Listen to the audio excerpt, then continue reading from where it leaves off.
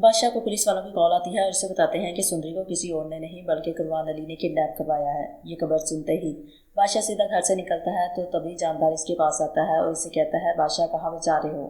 تبھی بادشاہ جاندار میر علی کو بتاتا ہے کہ سندری کو کسی اور نے نہیں بلکہ قربان علی نے ہی کڈنیپ کروایا ہے۔ تبھی بادشاہ فوراً اپنی گاڑی میں بیٹھتا ہے اور گھر سے نکل جاتا ہے۔ اسی وقت جاندار قربان علی کو کال کرتا ہے اور اسے بتاتا ہے تم سندری اور غلام کا نکاح کروا دو، نہیں تو بادشاہ پولیس لے کر تمہارے فارم ہاؤس پر پہنچ رہا ہے۔ یہاں پر قربان علی چالاکی کرتے ہوئے سندری کو اپنے فارم ہاؤس سے نکال کر کسی اور گھر میں لے جاتا ہے، جس کے بعد بادشاہ اپنی پولیس فورس کے ساتھ قربان علی کے ہاؤس میں پہنچتا ہے، لیکن سندری اسے کہیں پہ بھی دکھائی نہیں دیتی۔ جس کے بعد بادشاہ غصے میں آ کر وہاں کا دروازہ توڑتا ہے، جس کے بعد وہ سامنے دیکھتا ہے تو غلام وہاں پر رسیوں سے بندھا ہوا ہوتا ہے۔ غلام جیسے ہی بادشاہ کو دیکھتا ہے تو وہ چلانا شروع کر دیتا ہے، بادشاہ تم میری سندری کو مجھ سے نہیں چھین سکتے، سندری صرف میری ہے، وہ تمہاری کبھی نہیں ہو سکتی۔ یہ سننے کے بعد بادشاہ کے ہوش اڑ جاتے ہیں، کیونکہ بادشاہ یہی سمجھتا تھا کہ سندری کو غلام بھگا کر لے گیا ہے۔ جس کے بعد بادشاہ غلام کو کھولتا ہے اور دونوں سندری کو ڈھونڈنے کے لیے نکل جاتے ہیں۔ تبھی بادشاہ اپنی پاور کا استعمال کرتا ہے اور سندری کا پتہ لگوا لیتا ہے۔ بادشاہ اور غلام قربان علی کے نئے گھر میں پہنچ جاتے ہیں۔ اس کے بعد وہاں پہنچ کر وہ دونوں دیکھتے ہیں کہ قربان سندری سے زبردستی شادی کر رہا ہے۔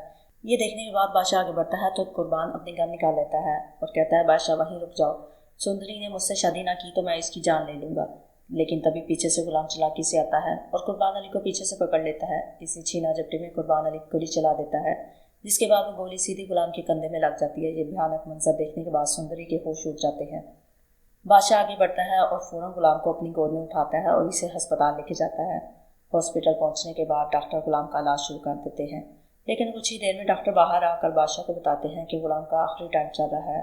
وہ سندری کو اپنے پاس بلاتا ہے، جس کے بعد بادشاہ سندری کو اپنے ساتھ لے کر غلام کے کمرے میں جاتا ہے تو غلام سندری کا ہاتھ پکڑتے ہوئے اس سے کہتا ہے سندری بادشاہ تم سے سچی محبت کرتا ہے، میرے مرنے کے بعد تم بادشاہ سے ہی شادی کر لینا، یہی میری آخری خواہش ہے۔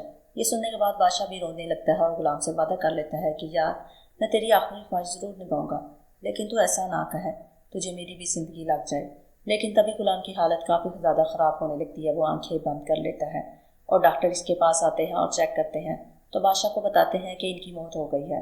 اس کے بعد اگلے دن جاندار اور بادشاہ دونوں غلام کی تدفین کرتے ہیں، جس کے بعد بادشاہ تدفین کرنے کے بعد گھر آتا ہے تو سندری بہت زیادہ اداس بیٹھی ہوتی ہے۔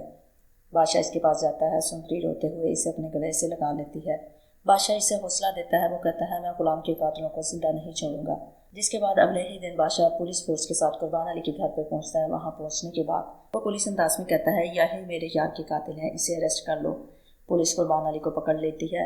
کورٹ قربان علی کو عمر قید کی سزا سنا دیتی ہے، جس کے بعد بادشاہ گھر آتا ہے اور سندری سے شادی کرنے کا فیصلہ کر لیتا ہے۔ تبھی مولوی صاحب کو بلایا جاتا ہے اور بادشاہ اور سندری کا نکاح شروع ہوتا ہے۔ مولوی صاحب سندری سے پوچھتے ہیں کہ آپ کو یہ نکاح قبول ہے؟ جس کے بعد سندری بہت سوچنے کے بعد، کیونکہ اس کے ذہن میں غلام کے خیالات آ رہے ہوتے ہیں، وہ کہتی ہے مجھے بادشاہ علی سے نکاح قبول ہے۔ تبھی مولوی صاحب بادشاہ سے پوچھتے ہیں تو بادشاہ بھی یہی کہتا ہے کہ مجھے سندری سے نکاح قبول ہے۔ جس کے بعد وہ سندری کو اپنے ساتھ لے کر اپنے کمرے میں لے جاتا ہے اور اسے ڈائمنڈ کی انگوٹھی گفٹ کرتا ہے۔ تو بس آپ کو کیا لگتا ہے کہ ہماری پریڈکشن صحیح ہوگی؟ کیا سندری بادشاہ کو ہی ملنی چاہیے تھی یا پھر غلام کو ملنی چاہیے تھی؟